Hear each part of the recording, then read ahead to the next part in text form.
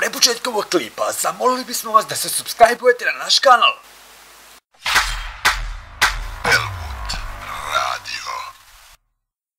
Jedan odlazak u noćni izlazak za ćerku Nade Blam Saru Bradić bio je koban.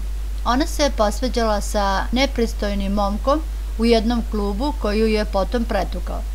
To se dogodilo 2015. godine. Imala sam ozbiljan incident nakon kog sam ceo dan provela u urgentnom centru i policiji.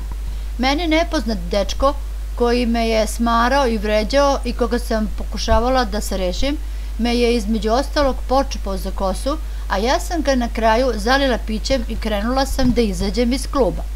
On je krenuo za mnom i udario me krvnički čelom u nos i napravio prelom na 3 mesta.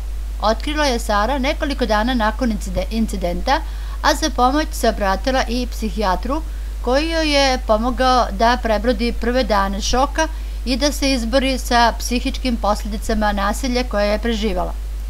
U borbi za ozdravljenjem pomogao joj je i suprug Marko i ćerka Lina, a istakla je da joj je najteže bilo da ćerkici objasni zbog čega je u zavojima.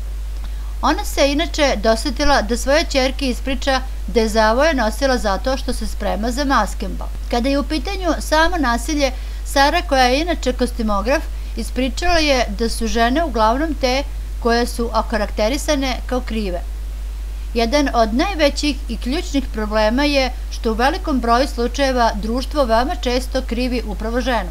Besmislenih razloga je nebrojeno mnogo, od toga bila je bezobrazna, provokativno se obukla do one čuvene šta će žena noću van kuće, ispričala je ona. Sara danas izgleda odlično. Povreda nije ostavila nikakve posljedice, a mnogi komentarišu da sve više liči na svoju prelepu mamu Nadu Blam. Budi uz Belwood radio. Prijavi se ili klikni subscribe.